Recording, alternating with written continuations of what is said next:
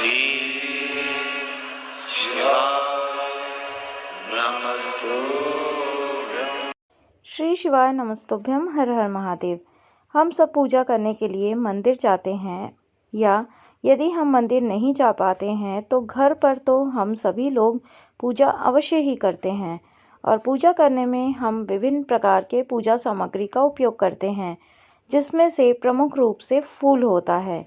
तो आज की इस वीडियो में हम आपको बताएंगे कि भगवान को कितने फूल चढ़ाना चाहिए और कैसे चढ़ाना चाहिए, जिससे कि वह हम पर प्रसन्न हो और हमारी सभी मनोकामनाएं को पूर्ण करें।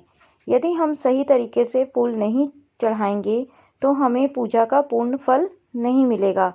तो चलिए जानते हैं गुरु जी के श्रीमुख से ही कि भगवान को कितना पुष्प चढ़ाना चाहिए और किस प्रकार चढ़ाना चाहिए।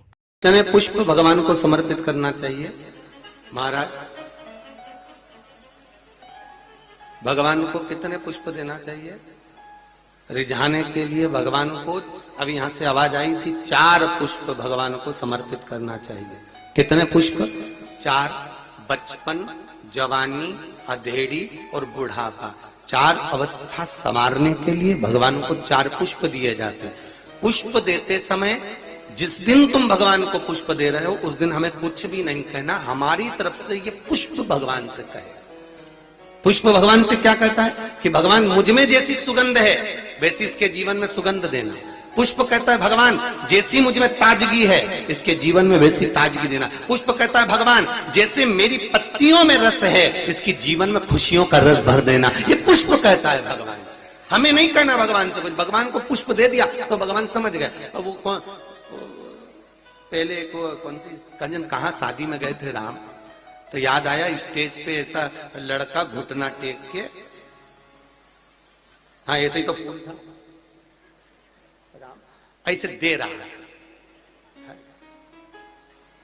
तो हमने पूछ लिया भैया ये हमारे यहाँ तो ब्याह में जब भावर होती है उसके पहले जयमाला कराते हैं, माला पिना देते हैं, तो ये फूल मूल का चक्कर तो हमको समझ में ही नहीं आया। तो हमने पूछा ये फूल काहे को दिया? तो कहा गुरु जी समर्पण के लिए दिया।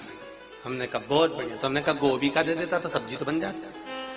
समर्पण के देव मना नहीं है, पर हमारे यहाँ ऐसा विधान नहीं है फूल वगैरह देने का।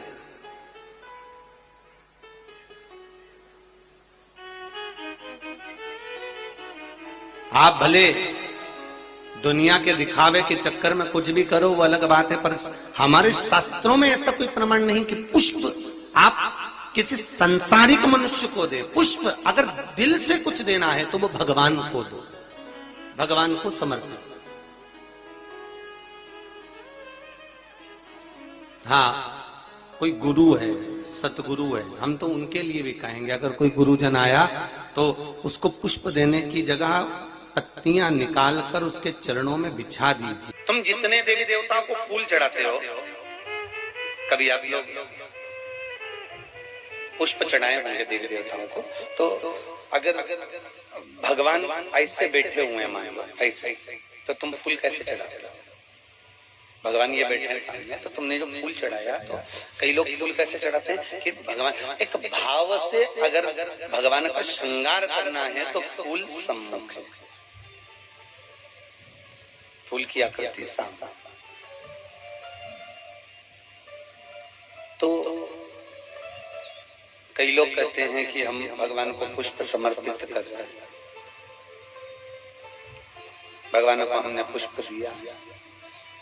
सारे देवी देवताओं का जो श्रृंगार होता है, सारे देवी देवताओं को जो पुष्प समर्पित किया जाता है, सारे देवी देवताओं का जो श्रृंगार किया जाता है, उसमें पुष्प भगवान अगर ऐसे हैं तो पुष्प आप भगवान के सामने इस तरह से रख देते हो। भगवान ऐसे चढ़ाते हो, चढ़ाते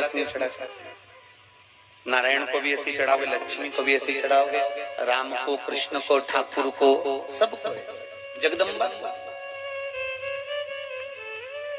पर केवल एक देव, अधिदेव, महादेव एक ऐसे हैं जिनको पुष्प बेलपत्र जो भी समर्पित करी जाती है वो भगवान शिव के ऊपर उल्टी समर्पित करी जाती है, क्योंकि आपका और ये आपका समर्पण है। हमने ये आपको प्रदान कर दिया, ये आपको दे दिया। पुष्प चढ़ाने का मतलब और बेलपत्र चढ़ाने का क्या मतलब है?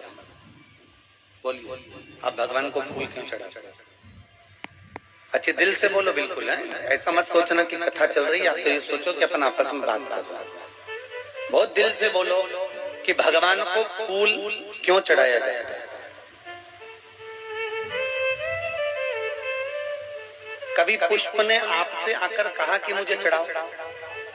अरे बोलो तो जम जाए।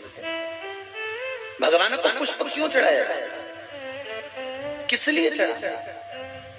भगवान खुश हो। ठीक, और कोई उत्तर देगा? भगवान सुगंध के लिए, ठीक है। अपने आप को समर्पण करना, बिल्कुल सत्य बोले हैं, जोरदार ताली बजाइए, बहुत सुंदर बोले, बहुत बढ़िया। पुष्प चढ़ाना क्यों चढ़ाना?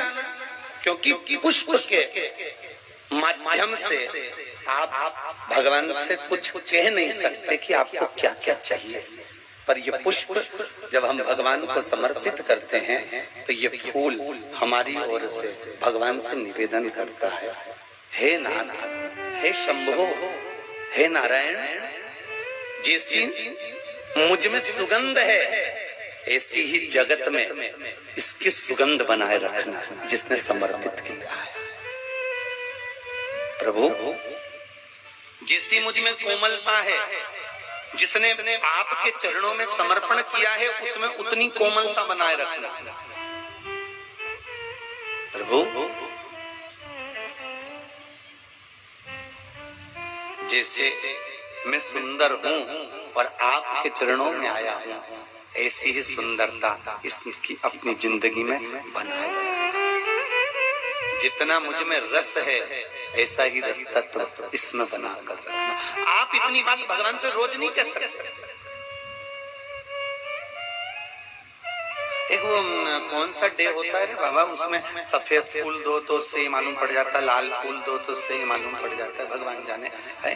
तो उसमें वो मुंह से बोला नहीं जाता, उससे फूल देकर समझ जाया जाता है कि फूल का तात्विक अंश क्या। बहुत ध्यान देना। तो दुनिया के लोगों ने ये फूल को लिया तो पुराण से लिया कि फूल का मतलब क्या है, हम क्यों दे रहे हैं, और बिना कुछ बोले तो भी समर्पण हो गया।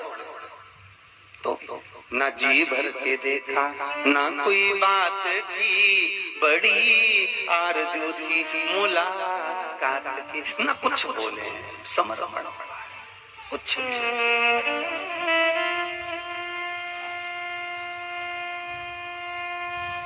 बस समर्पण, केवल हम जान